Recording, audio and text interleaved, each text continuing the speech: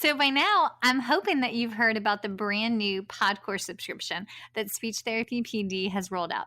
For $79 a month, you get over 175 hours of ASHA continuing education with 19 new episodes a month.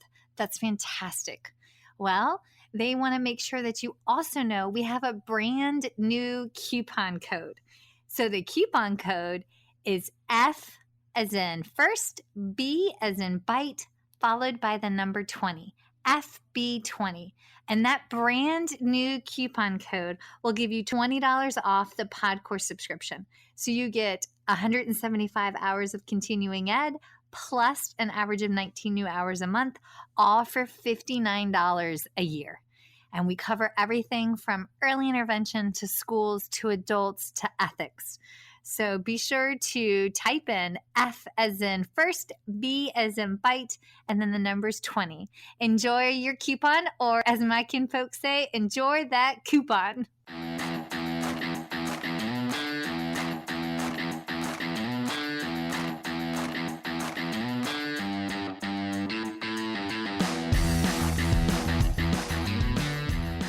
Hi, folks, and welcome to First Bite, Fed, Fun, and Functional, a speech therapy podcast sponsored by SpeechTherapyPD.com. I am your host on this nerd venture, Michelle Dawson, MS, CCC, SLP, CLC, the All Things Peds SLP. I am a colleague in the trenches of home health early intervention right there with you. I run my own private practice, Heartwood Speech Therapy, here in Coletown, South Carolina, and I guest lecture nationwide on best practices for early intervention for the medically complex and fragile child. First Bite's mission is short and sweet, to bring light, hope, knowledge, and joy to the pediatric clinician, parent, or advocate. By way of a nerdy conversation, so there's plenty of laughter too. In this podcast, we cover everything from AAC to breastfeeding, Ethics on how to run a private practice, pediatric dysphagia to clinical supervision, and all other topics in the world of pediatric speech pathology. Our goal is to bring evidence-based practice straight to you by interviewing subject matter experts. to break down the communication barriers so that we can access the knowledge of their fields. Or, as a close friend says, to build the bridge. By bringing other professionals and experts in our field together, we hope to spark advocacy, joy, and passion for continuing to grow and advance care for our little ones. Every fourth episode, I join in. I'm Erin Forward, MSP, CCC, SLP, the Yankee by way of Rochester, New York transplant who actually inspired this journey. I bring a different perspective, that of a newish clinician with experience in early intervention, pediatric acute care, and nonprofit pediatric outpatient settings. So sit back, relax, and watch out for all our squirrels and enjoy this geeky gig brought to you by SpeechTherapyPD.com.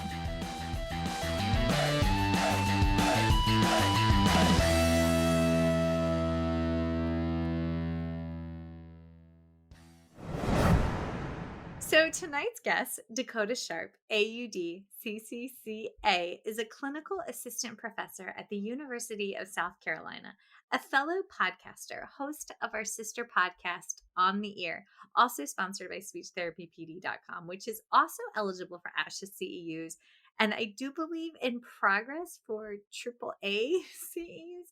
It always makes me think of the car folks, but it's the ear folks.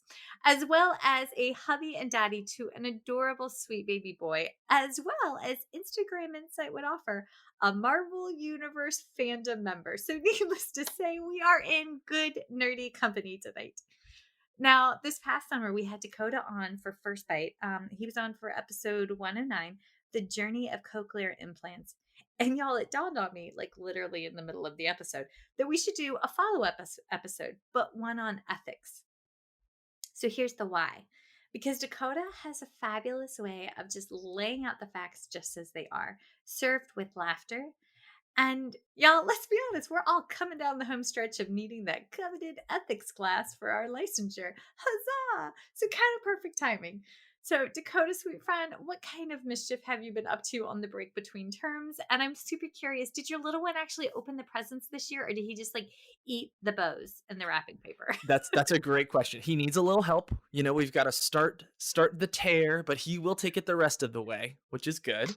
Fabulous. And mostly a lot of books this year, so the shapes are very simple in terms of ripping things up, but he is a lot more interested in the leftover paper than any kind of gift we could possibly give him. It's awesome because Bear, after Santa had completed the list, that's when Bear surprised everybody and said he wanted a penguin stuffy bigger than he is. Because he Hmm. saw it when we were getting my niece cousin Sammy's time we went to get her Christmas present, and I let the boys pick it out, and of course he sees a life size penguin, and then Goose Danger was like, I really think Santa needs to bring me a Y wing, and I'm like, I'm sorry. It's hard. All of the Star Wars Legos kind of look the same, but you know what? They're not. And he can tell you which battle from which planet in which galaxy these things shook out. And I'm like, oh my God, this is too much. How do you remember this, but not remember how to spell your spelling words? So, like, Yeah. He's a good historian, though. I mean, he's definitely keeping track of all of that. That's very impressive. maybe fictional, Yeah, but fictional history is history, right? It's all the same in the end. oh my Lord, we're fine. It's fine. This is your future, friend. This is your Oh, future. I'm so excited for that. Like right now we're in a bit of a Mickey Mouse phase, which is okay. I got no hate for the old mouse, but like as you mentioned, I'm a bit of a Marvel nerd. I'm currently in it's not a man cave because we both spend time in here, but we watch movies in here and it's if I told you the number of posters on the wall that were Marvel related, I'd probably get in trouble. So I'm hoping one day he picks up the flame, he takes the torch, but we'll have to wait and see what happens with that. That's awesome. My husband really likes old Godzilla movies, and so he Ooh. has a large quantity of Godzilla posters made by this local artist here in town. And and I was like, "Baby, what are we gonna do with all these?" He goes, "Don't worry, one day the boys will also appreciate this." But like, not gonna lie, we have a large quantity of Godzilla posters in Oh our my house. gosh. Oh my stars! Yes. So that's what we've been up to on break between terms. Yeah. So, Same. Very much okay. the same. So y'all, we're gonna go ahead and lay out our official disclaimers right now. Mm. Dakota nor I are ethics masters. Dun dun Oh, dun. no. But at the same time, we clearly have laid out before us a code of ethics within ASHA that explains what we are to do and not to do. And we've all taken our ethics classes. We all had ethics in grad school at one point in time. And yet we all face ethical dilemmas pretty frequently within our professional careers. So we're going to talk about high level, big pictures, and then I'll give real world examples. And please know that some of the examples that come through, I get questions sent via the First Bite Instagram account, and I end up doing like a phone call with folks and giving them recommendations. So some of this actually comes from y'all and what y'all have experienced in your day to day walk. So please know that this is we try to make this as real world based because we all have concerns and need to be able to come to the correct conclusion on what to do and how to proceed, right? Yeah, I couldn't agree more, and I feel like while my perspective probably isn't, you know, I wouldn't take it to court, I wouldn't use this in your legal defense or anything like that. I do feel like a shocking number of clinicians haven't actually read the code of ethics. They Yes. pay their dues and they check the box that says, yes, I agree to behave ethically.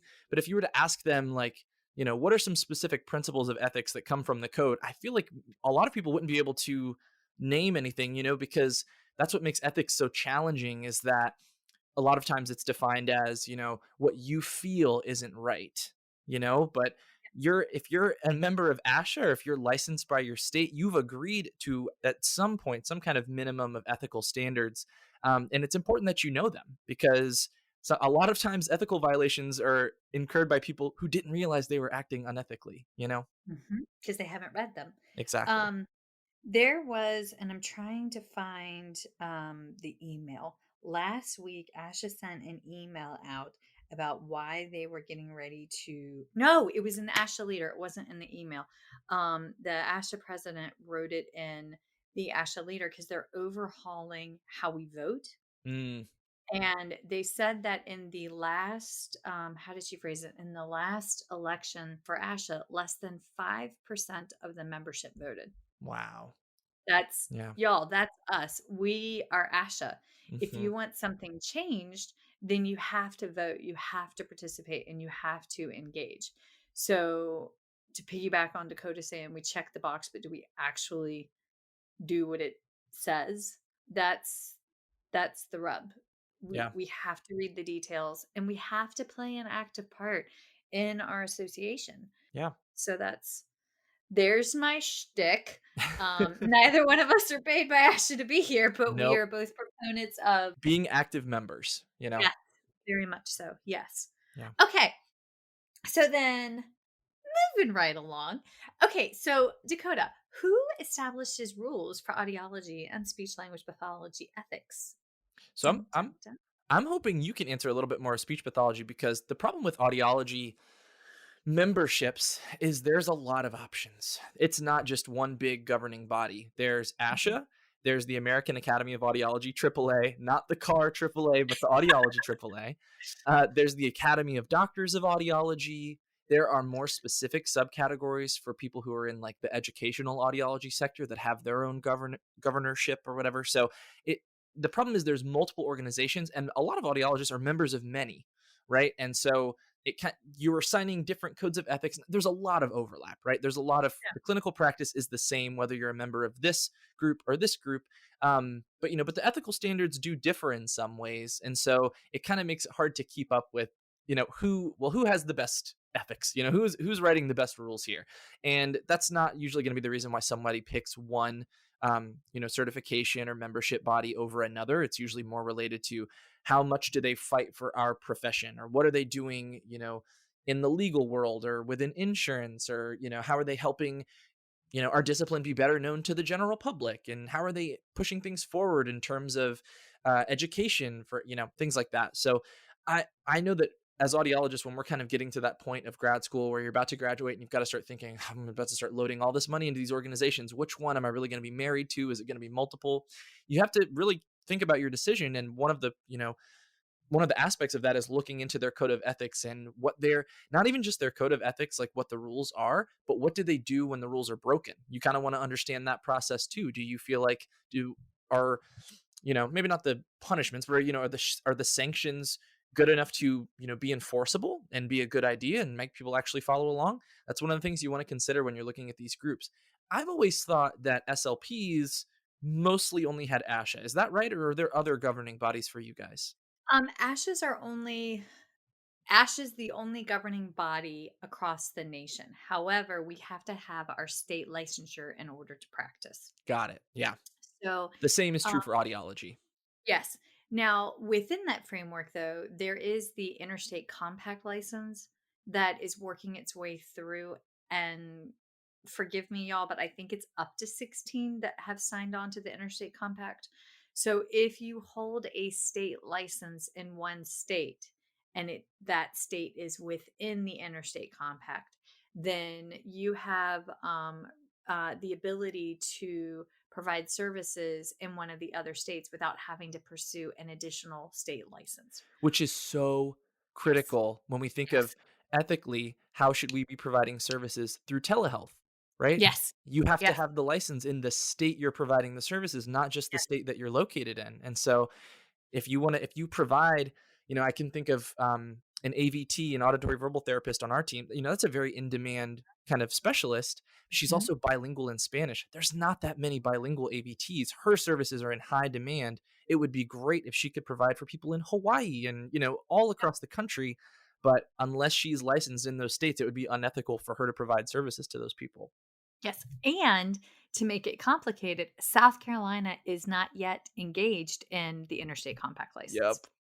Add in another layer that within South Carolina, unique to our state, If you're going to be an SLP in the public schools, you also have to have your master's plus 30, and it's a teacher certificate that they require that you carry. Mm, And we just had universal licensure pass this year, actually. And after it was approved by the Department of Ed, then they added another layer and they put the teacher cert back on school based SLPs. wow, I'm really surprised at that. I have a theory, but probably not for this episode, but it is a theory. If you go to different states, that's not a requirement. Most other states, as long as you have your ASHA Cs and your state license, you can practice in the public schools and they don't add another layer of responsibilities on your plate, Got right? it. It is how certain individuals have chosen to review IDEA code, Hmm. and there's other ramifications for requiring SLPs to have a teacher certificate as Okay, opposed to OT and PT, who do not require that layer of sure. regulations. Okay. Rar. Rar. Okay. More advocacy, folks. This is why you join state associations Yeah, so that for you sure. can get a killer lobbyist to advocate for these concerns. So, you end up having to have your ASHA Cs and your state license. Now, ASHA has just this year rolled out the SLPA certificate. Hmm. So that's interesting because it sets a baseline requirement. Now, a lot of state licensure boards have their own level of requirement because ASHA just created the SLPA certification, right? But we've had SLPAs or SLTs. I've heard them called speech language teachers or just speech assistants. They have been allowed to practice for years in various states. Some individuals only have an associate's degree. Some individuals have a bachelor's degree. Some individuals have a master's degree in speech Hmm. pathology, but they did not pass the praxis. Sure. Some individuals did or did not have clinical rotations as part of their bachelor's in speech pathology.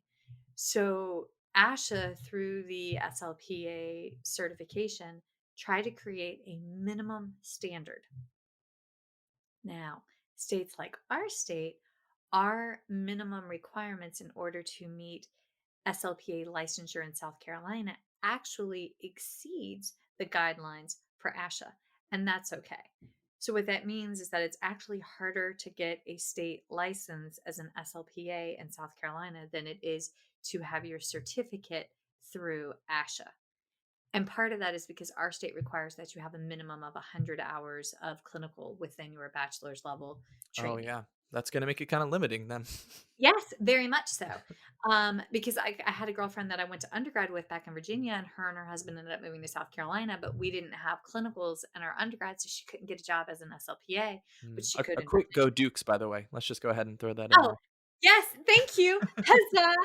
Sorry, y'all. If you're not, we bleed purple. Dakota and I We both bleed did. purple. We bleed purple. Oh my God. And if you went to grad school at JMU, you definitely bled purple. Double Duke. But yes, so those are all. We so diverted from the original question already, by the That's way. okay. But I Yes. think it all falls underneath it though, because your state licensure also has a code of ethics, Mhm, right? That you're agreeing to. And in audio, so I think SLPs, I don't know if you are required to have your Cs. I think maybe. Is mhm. that true? Your CF and then your Cs in order to have your state license. Yes. Gotcha. So that is not the case in audiology. You do not have to have your Cs. You just have to have your state license. There are some state licenses that would like to see you have some kind of, either AAA or ASHA Cs, some kind of, certification into an accrediting body, but it's actually not required. So now there are certain instances where you do have to have those. For example, if you're going to supervise a student who's a member of uh, basically a university program that is accredited through ASHA, then if you're going to supervise them, their clinical hours are only going to count if you are a clinician who has their Cs, rather than a clinician who just has their license. But you can still practice without your Cs as an audiologist. It's kind of one of the current debates within the audiology world is licensure versus certification, and what does certification actually mean in terms of clinical practice. And we have so many different you know accrediting bodies that it makes it really hard for people to say like, well, is one better than, why do I have to have one versus the other? And I think that conversation is going to bubble up and boil in the next, probably next year or two. And we'll maybe see some changes within the different accrediting bodies for audiologists. But at this point, you don't have to have your C's to practice, but it does make, for example, in my case in South Carolina, it made applying for licensure a lot easier and a lot faster because if I have my C's, that means that I passed the praxis. That means that I graduated from, a program that's in good standing, and then it made the licensing process in South Carolina a lot easier. So there's pros and cons to each one, but at the end of the day, you are going to sign a code of ethics from your state licensure. Whether or not you're an ASHA member or AAA member, you would do the same. But even if you're just going to get your license, you are going to be held to ethical standards. And you know what? I brought the receipts. The South Carolina state licensure code of ethics is actually located in chapter 115, article 3. That's where they define the scope of practice and the ethical standards for audiologists. If you want to do a little, research of your own and see what specifically you're signed up for. And you can find everybody has them easily accessible, right? Oh yeah. So you can find the ASHA Code of Ethics and your state licensure code of ethics directly on their websites. ASHA is asha.org/policy/ET 2016-00342 backslash. And that's the code of ethics for the 2016 iteration that has had tweaks and updates to it. Mm-hmm. Now, here's the thing. Your code of ethics are decided upon, and any changes made to your code of ethics ends up having to go out to membership for votes. So when we got back to, we have to vote on any changes made, that's because it's part of our bylaws. Yeah. So even if you're a member of your state association, I don't think a lot of people realize that by being a member of your state association, there's also codes within your state association, right? Yeah. So they can remove your ability to be a member in good standing if you make bad choices. That's what we call it in our family. If you're a Yeah. bad choice It's a way for everybody to understand. Yes. I Yes. think when it comes to just doing like a little quick aside, when it comes to like being sanctioned for an ethical violation, the way that ASHA sets it up is it starts with a reprimand, which is basically just you're found to have violated, an ethical standard, and it's private. It's usually something very minor, and ASHA tells you you've been reprimanded, you broke the rules, but otherwise it's kept to that. Then there's censure, which if you've ever been flipping through the ASHA leader and you've seen that page where it's kind of like it feels like a gossip column, but it's actually much more serious than that. But it's like Yes. this person did this bad thing, and you're like, oh my gosh, that's so awful. Like why? But that's actually the second step for more serious violations. It's basically just a public reprimand of your ethical violation. Then it can lead to suspension of your membership and and also sometimes certification, and then all the way to being totally revoked where you're not allowed to be an ASHA member anymore. And that limit you can't practice Yeah. because we have to have our ASHA certification. So if it Yeah. hits that level, there's your career. Yeah. Adios. Gone. And that's what makes it interesting. I think this came from the 2016 update to the code. Mhm. But basically that now requires you. So let's say that you had an ethical violation just through your state licensure. It had nothing to do or your state licensure, I guess, investigated an ethical violation and they Mhm. found you to have had a violation. It's actually your responsibility to tell ASHA that you had an ethical violation, because your Yep. state licensure might not send that off to them, and so you are required. And so it's an ethical violation in and of itself to not report your own ethical violations, which can get you into even more trouble. So I think that was a change in 2016, because I could be wrong, but I think I remember reading that ASHA doesn't have ethical investigative power. Like they don't investigate into these things. They just require that their members report Yep. when a violation has occurred. And so it's so important that if this does happen, hopefully it never does, but if it does happen, you have to report it to whoever your accrediting body is, or your certification group, because if they can't investigate you and you never disclose it, then as far as they're concerned, nothing happened, and that's actually not true. So it's really important. One other thought. One of the biggies that changed with the was the 2016, I think it was the 2016 iteration, was that if you have a concern about a colleague in a different profession acting unethically, you have to make you are now ethically responsible for reporting that colleague to their licensure board or to their sanctioning body. Interesting. Yeah, so like say your coworker is a physical therapist, but you observe them to be drinking on the job, or if they appear to come in under the influence, then you are now ethically responsible for reporting them. And if you don't report them, then it is your license has you've compromised yourself. Wow. And I So think that that's totally fair. yeah. I think we have to take the onus upon ourselves when we see people acting unethically. Just like, I mean, hopefully just like you would a family member, Mhm. you would take this up to the highest authority to make sure that they get help. I mean, because a lot of times if someone's acting unethically and if they don't realize it or if they aren't doing something about it, someone needs to step in and we can't just turn a blind eye when especially this is going to impact, patient care. It's Yes. a Patient horrible safety. thought. Yeah. Yeah, yeah, yeah. No, those were I remember when that change came through that was like a huge progressive step. And at the time I remember thinking, well, shouldn't we already be doing that? But Yeah, it was not embedded within.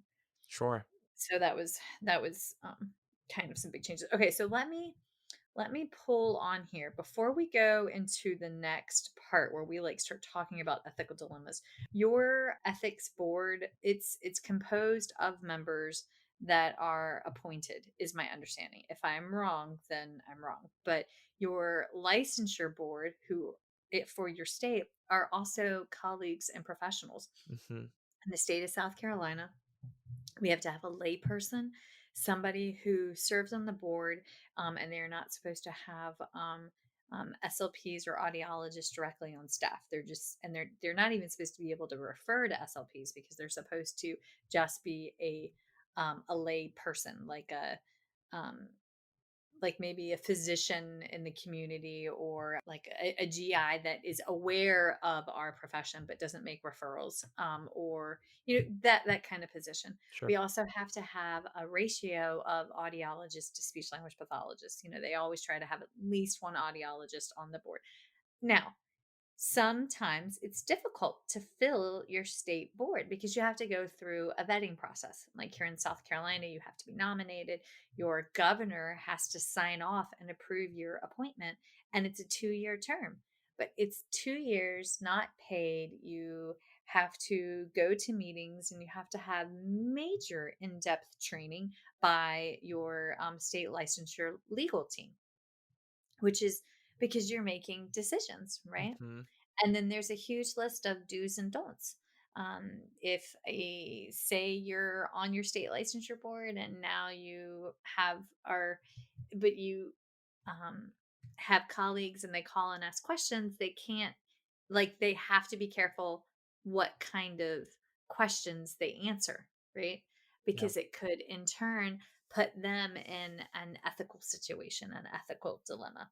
So it's all very I say that because we need people across this country to volunteer their time and talents because you may not think that you have the skill set when in fact you actually do. See what I'm saying? Yeah, and oftentimes there's someone who's there to teach you.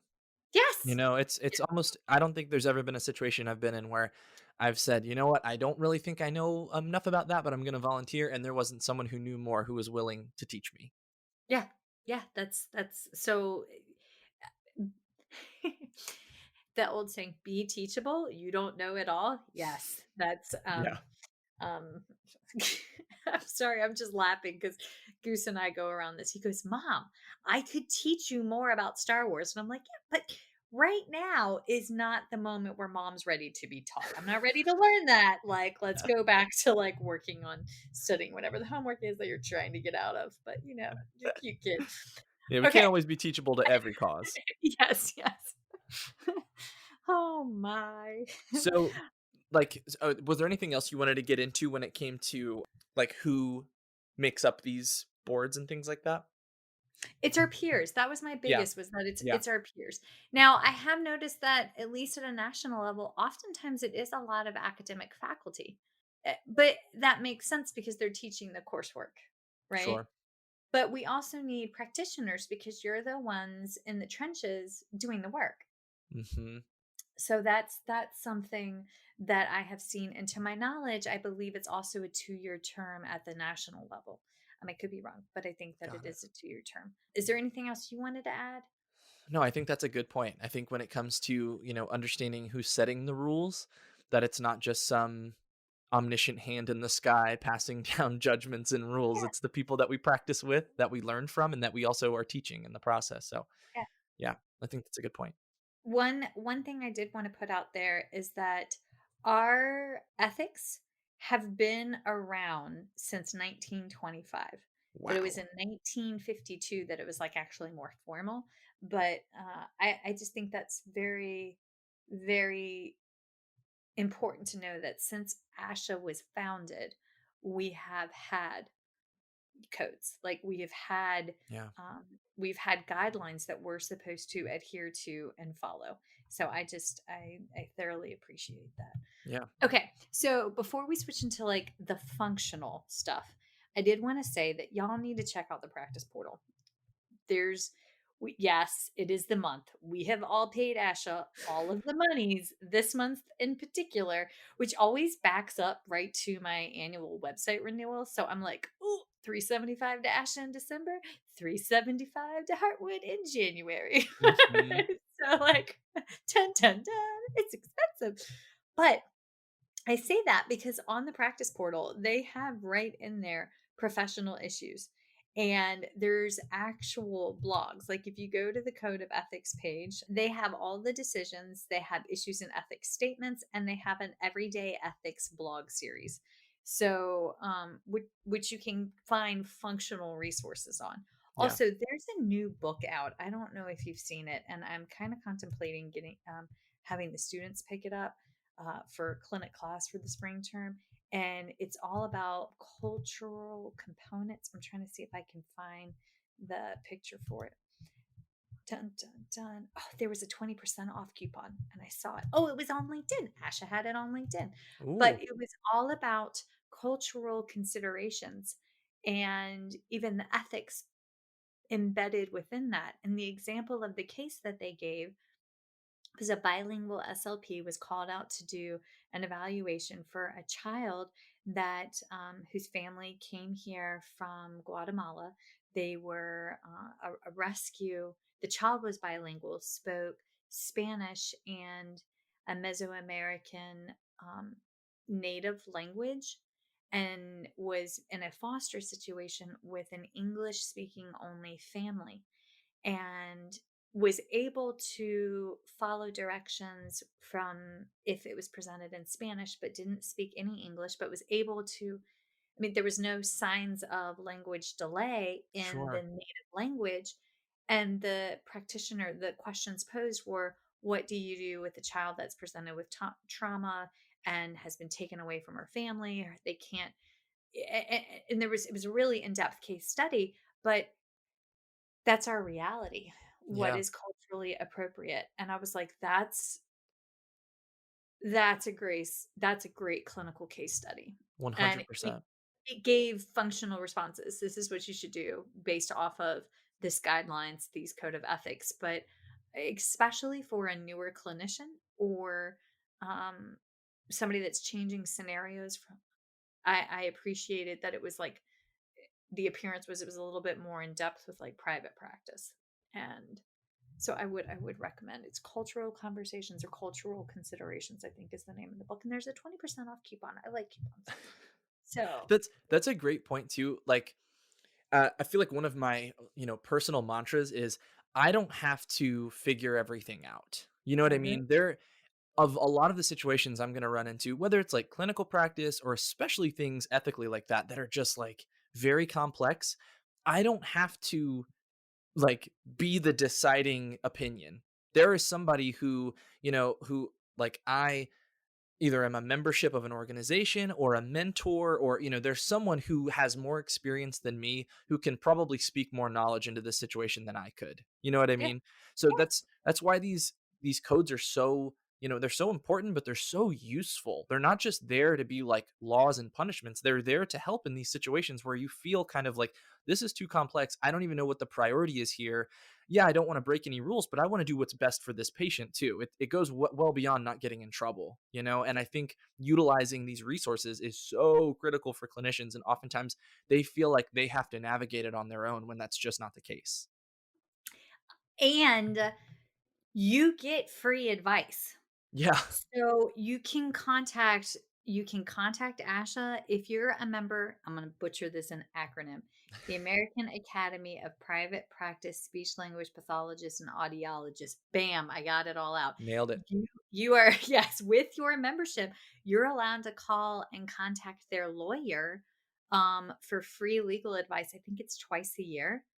Wow. And that's right, and that's where a lot of private practice people have complications is in billing or in contracts or in writing a non-complete compete clause or getting out of a non-compete clause, or how do I go about billing and coding? That's included in your membership, and they give you the advice for free. So we have Skisha has a code of ethics liaison, a person that you can contact and reach out to.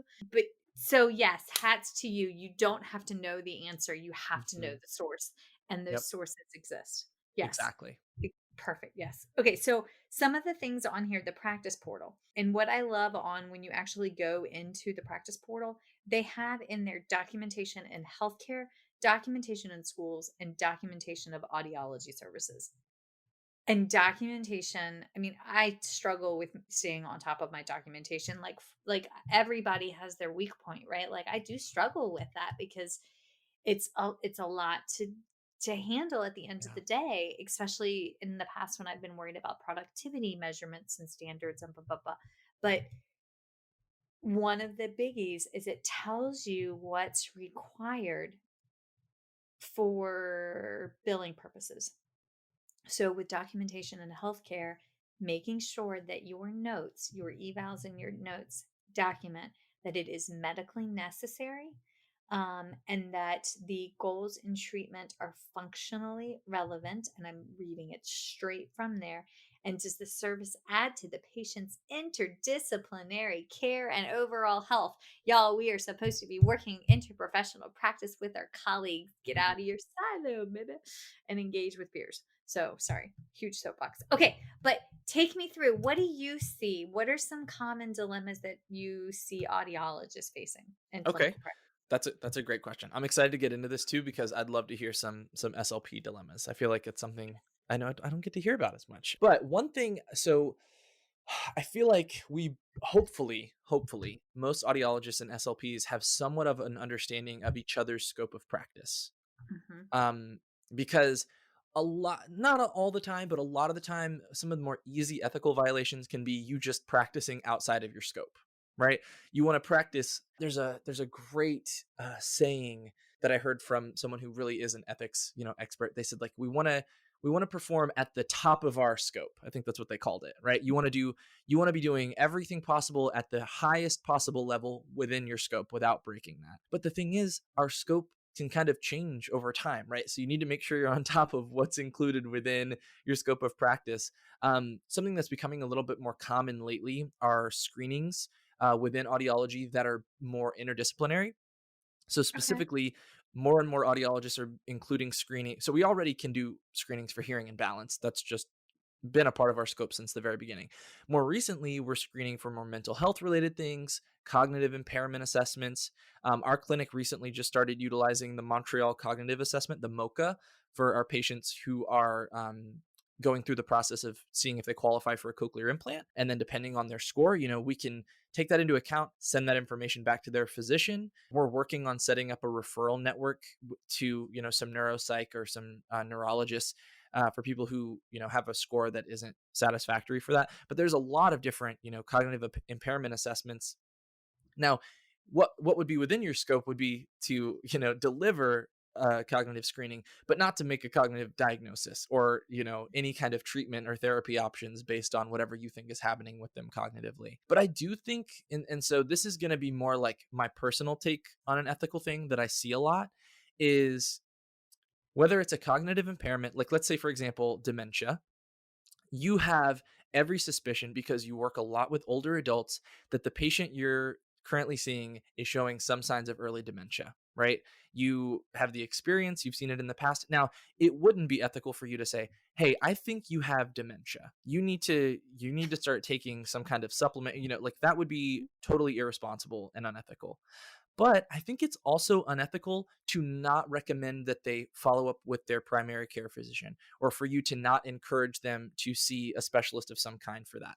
I see the same thing my passion is pediatrics, and there are audiologists who aren't as experienced with pediatrics who, if they were to see, a child who like is neurotypically different, who presents with a lot of the signs of autism, they would never mention anything to the parent, and maybe it's a totally oblivious parent, and the child is being seen for a hearing test prior to speech therapy, and they're 4 years old and they don't have any words yet, and their behavior is not typical at all for someone, for a typically developing peer, but they would not feel comfortable telling the parent, "Hey, they're exhibiting signs of something that make me concerned that the problem is not hearing. It might be more behavioral related. Have you talked to your doctor about that?" They just avoid those conversations entirely. And while, I don't think the ethical code says that you have to be having these conversations, I do feel like we have an ethical obligation to talk to families about concerns like this and not let them just go on being oblivious, We do. wondering, because you're just going to tell them, well, their hearing's normal and have a good day, and they're going to leave thinking, okay, well, then what is the problem? I don't know. I'm even more confused. And I do think it's an ethical issue that I see in audiologists now in terms of practice. That is principle of ethics. One rule of ethics. B, individuals shall use every resource, including referral and or interprofessional collaboration when appropriate to ensure that quality service is provided. Because I have had supervisors flat out tell me, "Michelle, you can't make referrals." And I'm like, "I'm sorry, what?" "The child's presenting with signs and symptoms of X, Y, and Z, insert whatever the comorbidity looks like." And they're like, "Yeah, but it's really upsetting the family that you encourage them to see a developmental pediatrician." And I'm like, "I'm sorry, what?"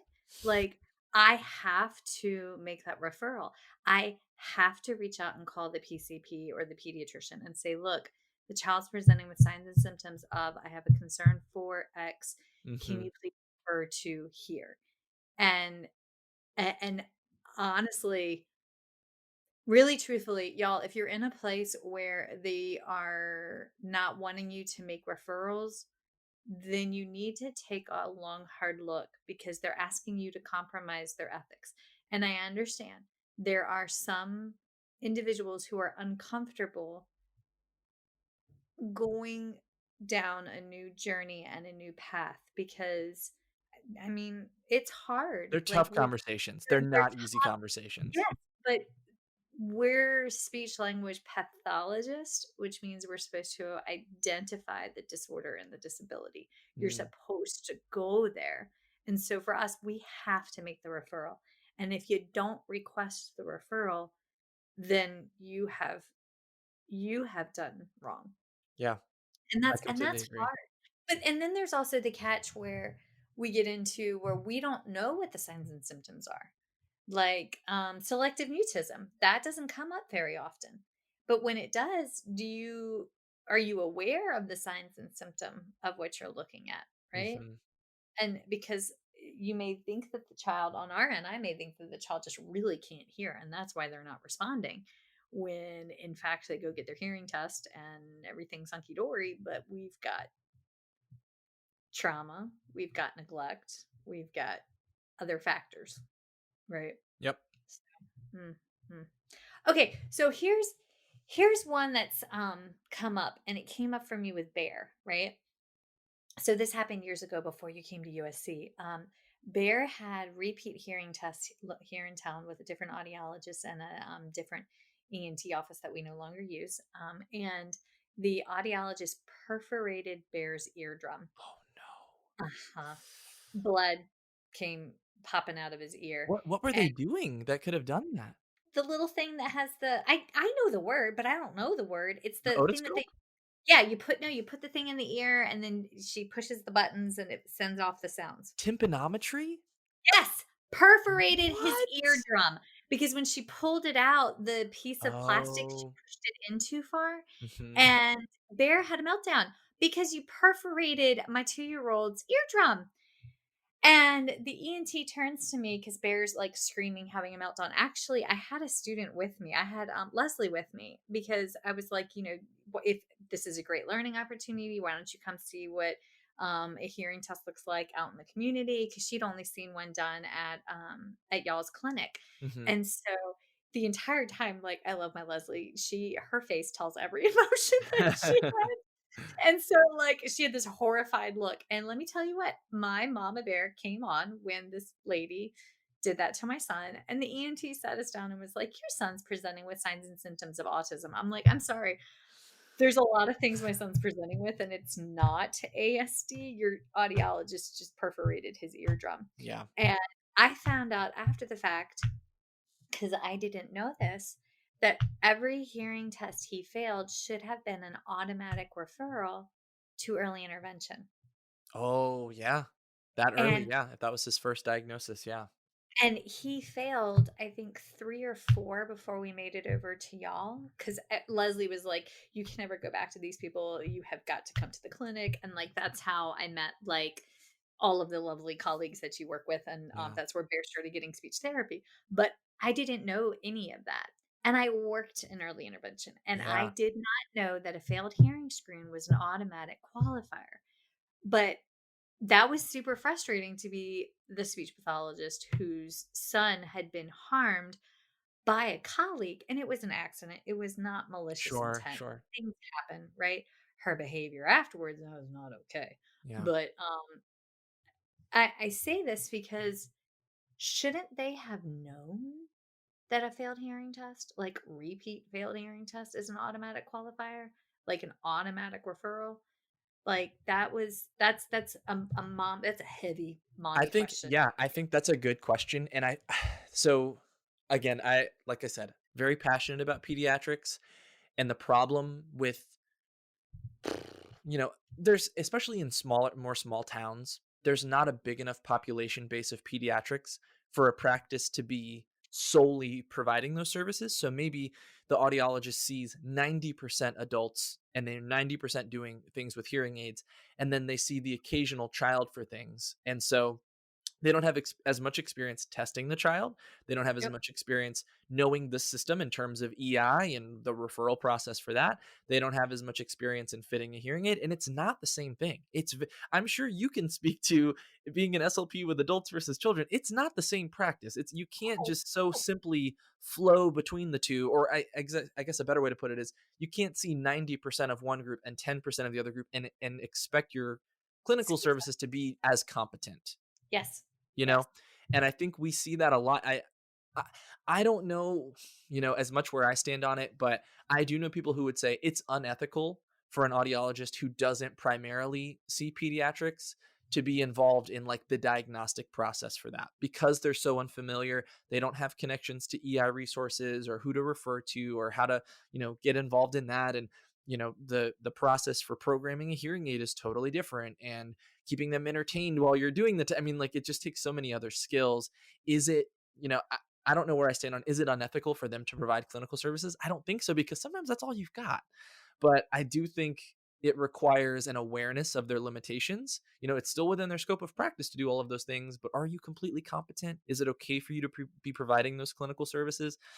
It's a little bit more, murky, and I think your case is a perfect example of that, where someone is providing services in something where here, I'll give you another example, and I'm sure you have something in speech too, but in audiology, it's hearing and balance.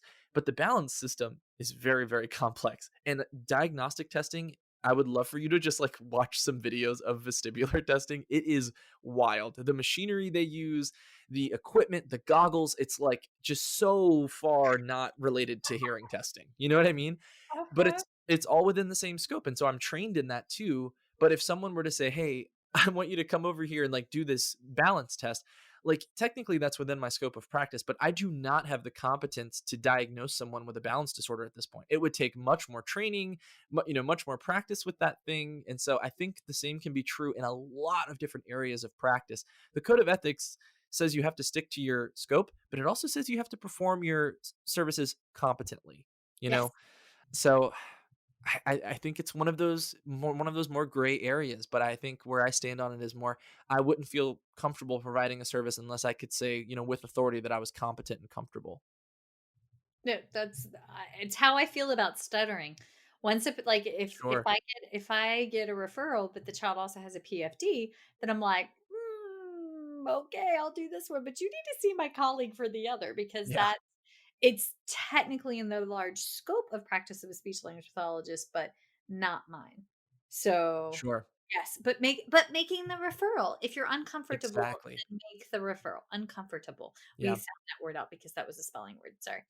Okay. One of my pieces of advice I give to students too, the students that I teach and then the students that I supervise in clinic, is wherever you land, the first thing you should do is set up your referral network. Whether that's just you go through ASHA and you ask, so like as an audiologist, who are the SLPs near me, and like let's say specifically I'm working in pediatrics, who are the SLPs who work with child language, what is the EI system in the state that I'm located, who are some ENTs I could refer to if there's a medical problem. Like you need to set up your referral network first, Mhm. because that first kid who walks in the door, they might have all of those problems, right? And if you didn't have that system set up, you're like, okay, so there's not much I can do. You're going to need to see someone else. However, I don't know where to send you. You know what I mean? Like you don't want to get in that situation. So the first thing I did when I moved here was, all right, I need to find out who's providing services, where are they, and I'm going to see people who drove from a couple hours away. I don't know who provides services out in, I don't know, Aiken, Right. like I'd have to look that up still, but and that's honestly, I'm so new to South Carolina. No disrespect. Aiken could be 5 minutes away. I literally don't know. But like, It's an you know, hour, you're good. yeah, the point stands that you need to have your network set up quickly, because you're gonna run into these cases and you're again, you can't help everybody. You're gonna have to refer. So you need to know where to refer to. Yes. Okay. So one of my big problems that I get called all the time about is billing and coding, right? Mm, Because and that's y'all, you guys post the messages on Instagram and like I give my phone number and I give my advice and my recommendations and 2 cents for what they are, just because I'm there to help. Been there, done that, right? sure. But one of especially for younger clinicians that don't know it. Y'all, please go look up the ASHA Super Bill, okay? Yeah. The ASHA Super Bill has every single CPT code available to you that fall within audiology, speech language pathology scope of practice, okay? So, here's the deal. You do your comprehensive evaluation and you assign an ICD 10 code, right?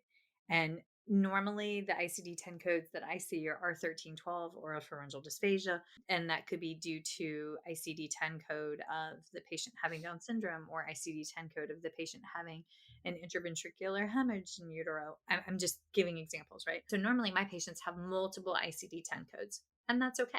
They also may have R41.841 cognitive communication deficit in addition to R1312, which is often the case, right? Like most of my babies are really complex and they have a language neurogenic based language disorder as well as a oropharyngeal dysphagia. Yeah. So when I go to do my treatment sessions, I'm doing a lot. I may be utilizing in the 1 hour that I'm working with that patient 92507, which is treatment of language, 92526, which is treatment of swallowing. But what if that kiddo also has an AAC device that we're learning to have functional communication and engagement with? I may drop that CPT code, current procedural terminology code, as well. And to 92609, I can't remember that one off the top of my head, but you know what? I know where it is in the button in the drop down box, Yep. right? And I say this because South Carolina is an anomaly. We are one of two states where 92507 is still a timed code. In most Sure. states, it's an untimed code. If you go to North Carolina, it's a set rate. So that means you drop 92507 and you get paid a flat rate regardless of however long you're there. And 92526 is an untimed code. You get paid a flat rate regardless of however long you are there. Well, what happened here locally was up until Skisha Advocacy, we didn't have access to 92526, right? That or any of the AAC codes. Like they just weren't accessible to us. They only Wow. had us using 92507. Yeah. Which I said that's actually causing us to have a code of ethics violation It is, because yeah. yeah, because a treatment of swallowing is not treatment of language, right? Yep. So we got the code, we got it approved, which was we had a lot of advocacy work, but the reimbursement rate was lower. Well, that's fine. It is what it is. We have Mhm. no ability. I mean, like we can't go in and say you have to give us this code and pay us this amount, right? Yeah. But it threw everybody's mind because when they added the new code, they added it in an untimed rate. They still haven't updated 92507. I anticipate it happening and moving to an untimed code. But a lot of folks were upset that the rate was lower.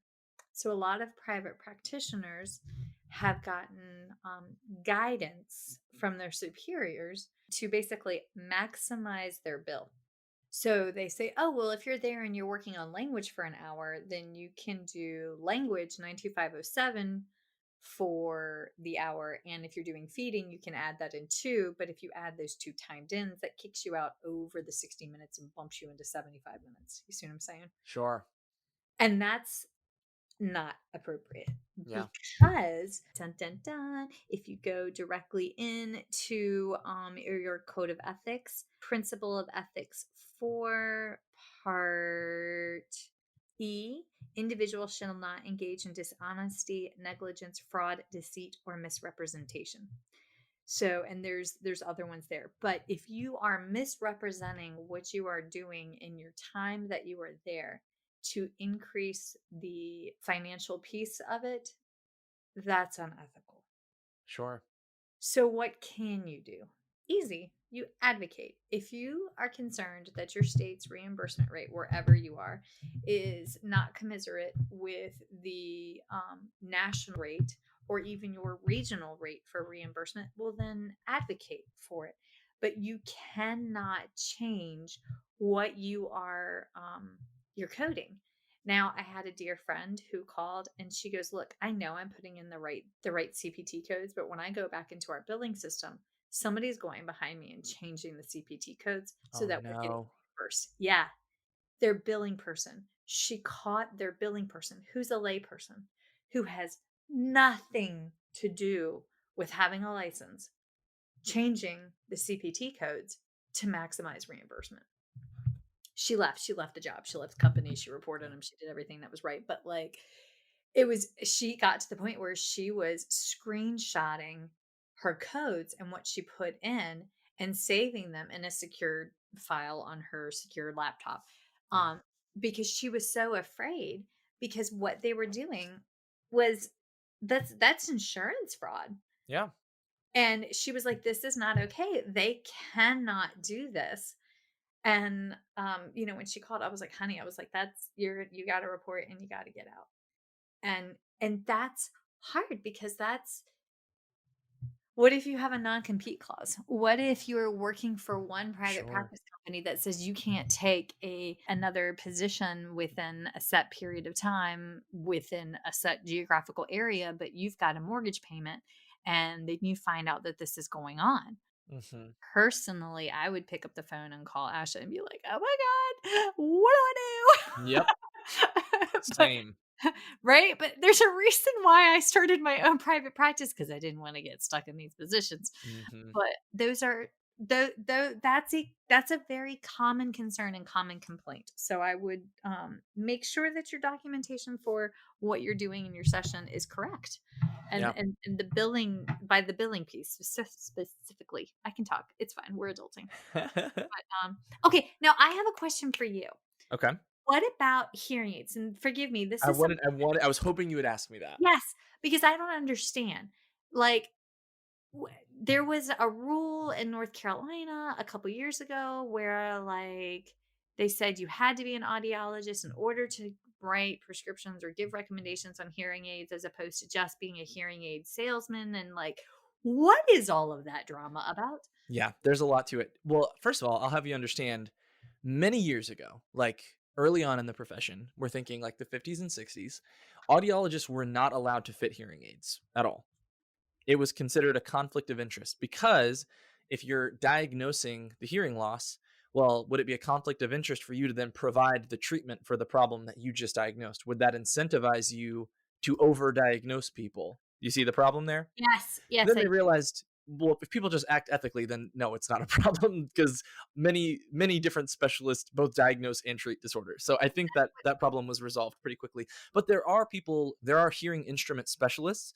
They have different names in different locations who do require licensure, but you can become a hearing instrument specialist with a high school degree, and as long as you pass the certifying test for that, and you have to have a certain number of hours where you work underneath or observe with an audiologist who provide some minimal hearing aid care.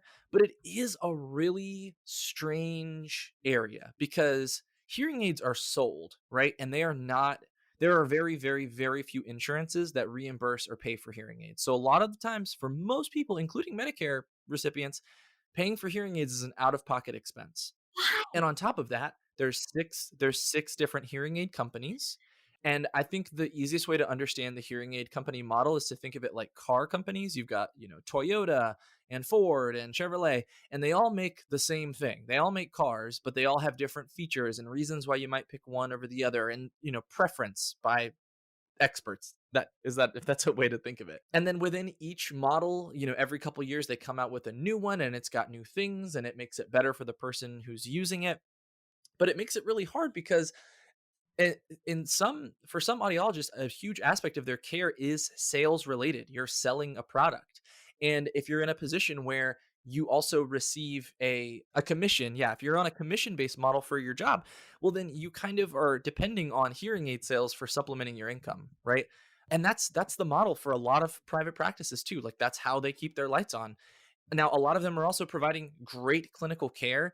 And I know we're like coming up really close to the end of our time, but there's a couple of like big hearing aid ethical things that I want to touch on Go that I for feel like are really important. And even if you're an SLP listening to this, if you have a family member who's going to get hearing aids, I want to make sure you understand these things. There is a process that is considered best practices known as real ear verification. It's a specialized piece of equipment that an audiologist used to measure the output of the hearing aid within the person's ear canal, or if that's not possible, within a box measuring, a certain aspect of the acoustical properties of their ear canal. Because unless you do this process known as real ear verification, you have no idea what the hearing aid is actually doing in that person's ear.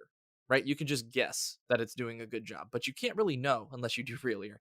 And there is a shocking number of audiologists, it's getting better, but there's still a shocking number of audiologists and a lot of hearing instrument specialists, or they're called hearing aid dealers. They have different names, who don't do real ear. And so if you have a loved one who's getting hearing aids somewhere, please go and find out, do they do real ear? Because if not, you might want to go to another practice, because it's such a critical aspect of care that often goes overlooked. And I consider that unethical, to not be providing whatever's considered best practice. If you're not following best practice, that's unethical. And so they need to be receiving real ear. And then I had another one too.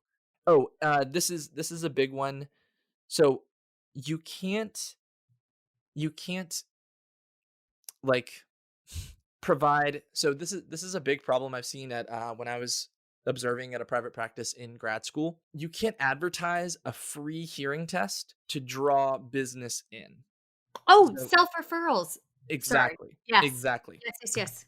So, but a lot of times, like, audiologists will see that as, well, it's a great marketing tool. Like, I'll offer them a free hearing test, and then if they have hearing loss, then I can show them, hey, this is what you need to help with your hearing loss. And like, technically that makes sense. You're hoping to bring people in. A lot of people don't realize they have a problem as severely as they actually do, and then once you can diagnose that and treat it, it's great.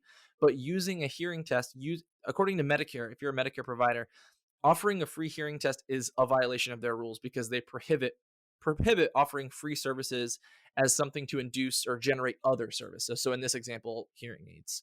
So you cannot offer free hearing tests of people to draw them into your practice. It's just something I see in like newspapers and stuff. And I'm like, you can't do that. That's against the rules. So just keep that in mind too.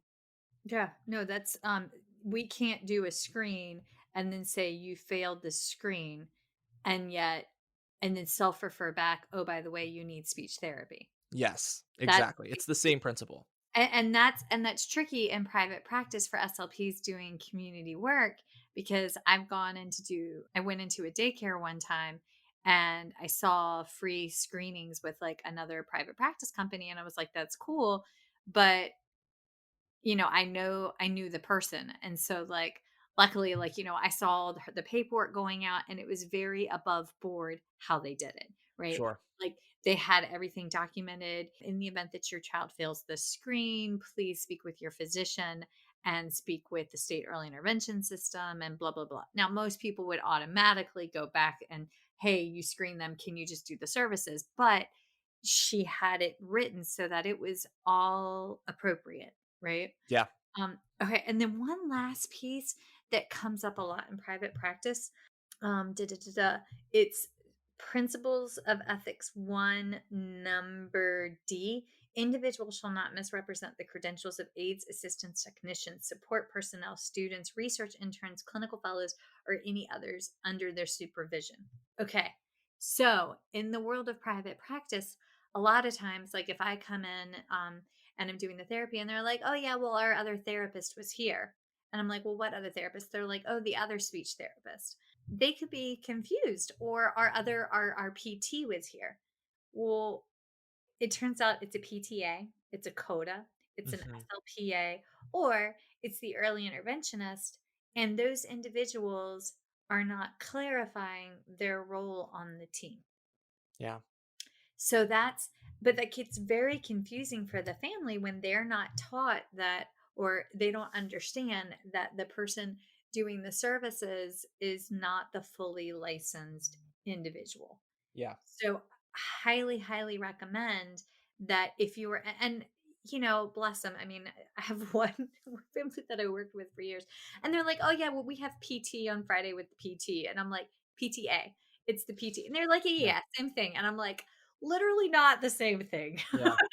Like, but the family members and the caregivers and the patients themselves need to know that because an SLPA, nor a CODA, nor a PTA, they're not allowed, and I'm assuming that this also goes out for audiology assistant, they're not Yeah. allowed to make a change in the plan of care.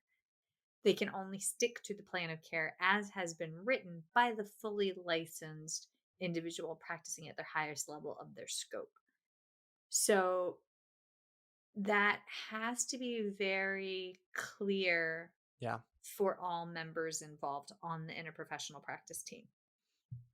That's but I see that happen way so often. Also, please, if you are supervising an SLPA, make sure that you know what your state guidelines are. Do not take at face value the word of your superior that, oh, you just have to do the eval and that's it, and just come back in a couple months, write the plan of care. Your state licensure has laid out how many times you after, like, it's in South Carolina, it's I think 7 sessions, and then you have to go back on the seventh session. So there's 6 sessions, and then you go back on the seventh session to update and make sure that the plan of care is being adhered to, document any progress changes, and those kind of things. Yeah. So you have to make sure that you're doing that because that's another biggie that I see in the world of private practice that's Sure. problematic. So we went so far over, Dakota, and we Oh. were worried about like filling an hour. There's a lot to talk about. Yes. Oh my god, it was so much. Okay. All right. I you're fantastic. This is delightful. Okay. Stop. So I'm so glad you taught these kids, and they're like, Michelle, you got to meet him. He's wonderful. All right, if folks want to learn more from you, because there's a lot of SLPs that treat individuals with hearing loss. This is not what I do, but like I know how to get them to those people. How do they find you? How do they reach you? Give us all the details, please, sir. Yes. So the best place to reach me is probably going to be Instagram, but we also have a Facebook page through our podcast. So the Instagram is at On the Ear Podcast. On the Ear podcast. And then you can just search On the Ear podcast on Facebook and you can find me there. My wife does run the social media accounts. I mean, I'm in there too, but like she's the one making the content and she does a great job.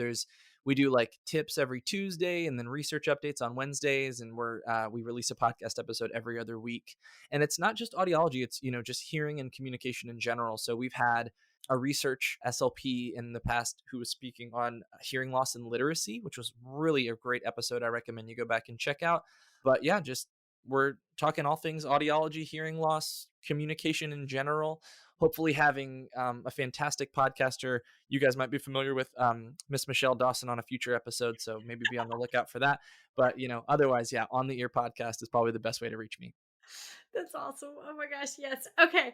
Well, sit tight, hang on, and I am going to switch this over to questions. Also, everybody that's listening, it's the last episode of the year, y'all. Yay! Yay. We survived 2020. And I know I've heard so many jokes about how terrible 2020 was, but our stars have been so blessed this year because at the end of the year, at the end of the day, we got to be with the ones that we loved. May not be as close as we wanted, but we were still there. And we got to help the least of these, as we've been called to do, right? So, from everybody at First Bite, from all of Pack Dawson and Miss Dogwood, who was surprisingly quiet this episode, thank you for being a part of this journey. And I hope that 2021 brings to you joy and laughter and growth and grace for understanding that we all survived this pandemic together. And it was harder on some of us than on others. So reach out, phone a friend, check on them, tell them that they're appreciated. And that's it. That's all I got because it always makes me emotional. The last episode of the year always makes me emotional. But yay! Yay. All right, hang on one second, Dakota, okay? All right.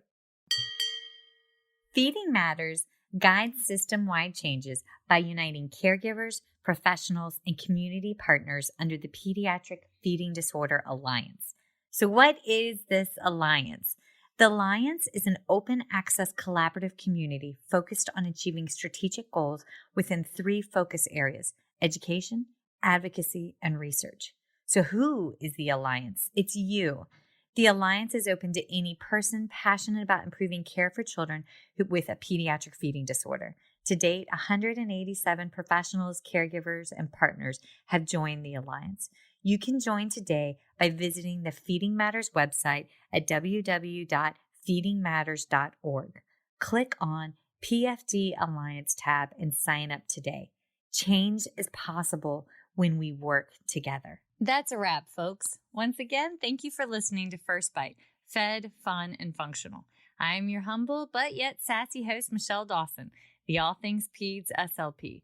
This podcast is part of a course offered for continuing education through speechtherapypd.com.